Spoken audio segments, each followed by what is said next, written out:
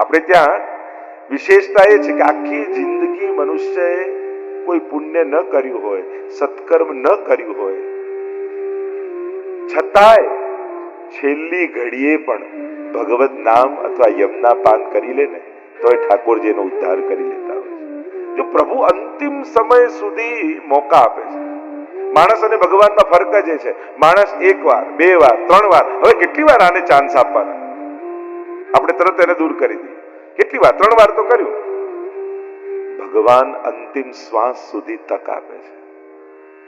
યુવાનીમાં આવે, ચાલ હવે ભજી લે, બાળપણમાં ભજી લે, યુવાનીમાં ભજી લે, હવે મોટો થયો 50 નો હવે ભજી લે, 60 નો થયો હવે ભજી લે. હવે તો ચાલતા ફરતા બંધ થયો, હવે તો એક જ જગ્યા, હવે તો નામ જપ. છેલ્લી ઘડી આવી, ભગવાન કહે ચલ, અંતે જ્યાં મતી ત્યાં ગતિ. છેલ્લી ઘડી મારું નામ લઈ. જો આપણા ઘરમાં પ્રસંગ હોય, તમે બધાને આમંત્રણ આપ્યું હોય અને સાવ અંગત મિત્ર હોય એને જ કહેવાનું ભૂલી ગયા હોય, બધાને કંકોત્રી આપી, પેલો સાવ નજીકનો અને ધ્યાન બહાર જ નીકળી ગયો, અને બધા એને ફોન કરી કે તમે લગ્નમાં ક્યારે જવાના છો? અરે ક્યાં લગ્નની કંકોત્રી નથી આપી હજી સુધી. અને કોઈ તમને કહ્યું અરે એને તો રહી ગઈ, અને તમે છેલ્લી રાતે દોડતા દોડતા જાઓ કાલે આવવાનું છે. પેલા શું કે હવે યાદ આવે? આટલા વર્ષોથી સાથે છે, છેલ્લી ઘડીએ જા નહીં આવું. આ માણસ. અને ભગવાન પેલો ગજેન્દ્ર બધે ફસાયો, બધાને પોકાર્યા, ગ્રાસ મગર પગ પકડીને ડુબાડે છે, બધાને બોલાવે છે, બધા ભાગ્યા. અંતિમ ક્ષણે ભગવાનનો પોકાર કર્યો, હે હરી. છેલ્લે બોલાવ્યા એ પહેલા દોડીને આવી ગયા, ગ્રહનો ઉદ્ધાર કર્યો. આજ પ્રભુની કૃપા છે. આખી જિંદગી કદાચ ભૂલી ગયા, પણ અંતિમ સમયમાં પણ જો ભગવાન યાદ આવી ગયા તો પ્રભુ તમને નિરાશ નહીં કરે. અરે આપણે ત્યાં તો માણસ કાંઈ કર્યા વગર ગુજરી જાય ને તોય મર્યા પછી પણ મુક્તિ થઈ શકે એના ઉપાય શાસ્ત્રોમાં છે. ગયામાં જઈને શ્રાદ્ધ કરો, ભાગવત કરો, આ કરો, આ કરો. ભગવાન મર્યા પછી પણ તક આપે છે કે ચલ તને અવસર આપું છું. આ પ્રભુની કૃપા. મર્યા પછી બીજા લોકો પણ આપણી મુક્તિ કરાવી શકે છે, પણ ભક્તિ તો જાતે જ કરીને જવી પડે. એ આપણા બદલે બીજું કોઈ ન કરી શકે. શ્રી યમુનાજી ભાઈ બીજનો એ પ્રસંગ અને માંગ્યું છે આજના દિવસે. એટલે જ આપણે ત્યાં એક ક્રમ છે પુષ્ટિ માર્ગમાં. યમુના સ્નાનનો પુષ્ટિ માર્ગમાં ક્રમ નથી બહુ.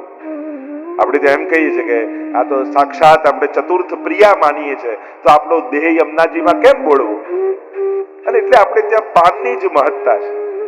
પણ ભાઈ બીજના દિવસે એમ કહેવાય કે સામે કાંઠે જઈ, અને પ્રાચીન ક્રમ એ હતો કે ભાઈ અને બહેન બંને એકબીજાનો હાથ પકડી અને યમુનાજીમાં ડૂબકી લગાવે.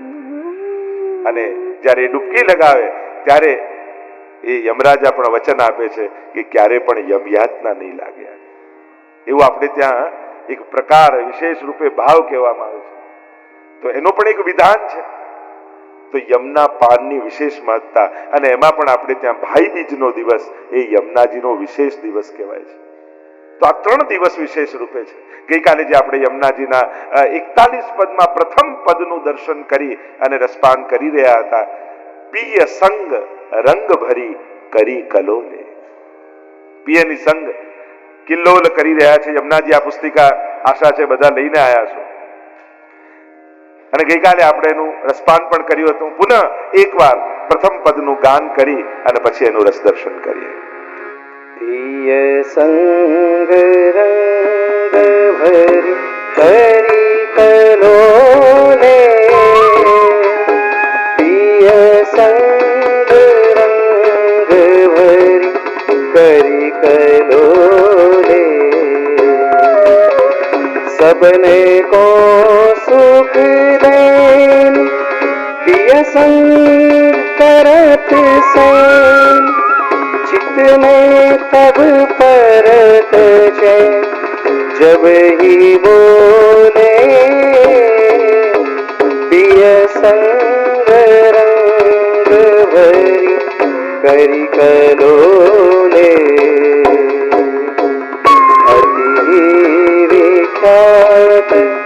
सब बात इनके हाथ,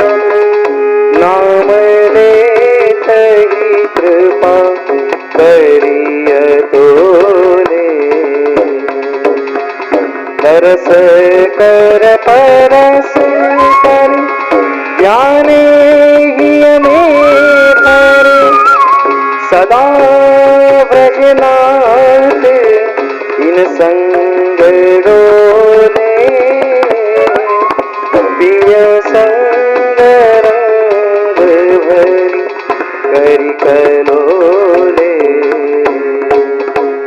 अति सुख करन दुख सबन के हरन ये दीनों परन बेजू कोले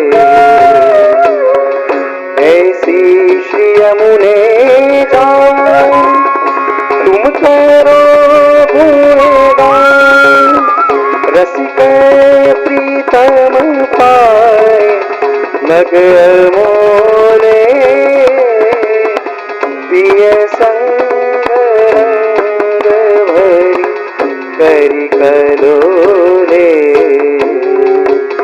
प्रिय संग रंग भरी करी कलोले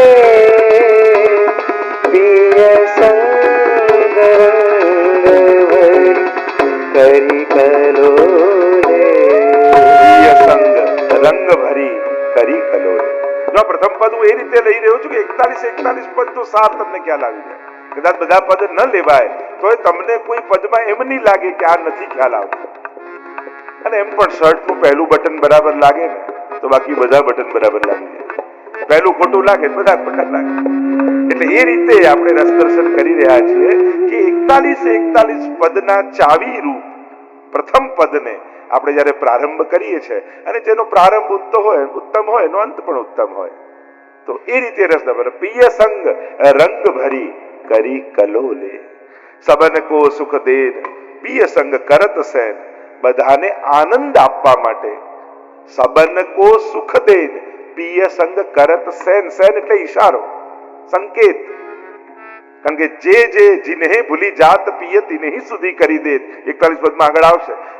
જેને પ્રભુ પણ ભૂલી ગયા છે દૈવી છે પણ એ દૈવી જીવો સંસારમાં જઈને સંસારી લોકો સાથે રહેતા રહેતા એવા સંસારાવેશિત થઈ ગયા છે કે ભગવાન પણ એનું વિસ્મરણ કરી ચૂક્યા છે. મહાપ્રભુજી પણ ષોડશ ગ્રંથમાં આજ્ઞા કરે છે કે ભગવાન કોઈનો હાથ છોડી દે હરિણા યે વિનિર્મુક્તા તે મગ્ન ભવસાગરે. જે સંસાર સાગરમાં સંસાર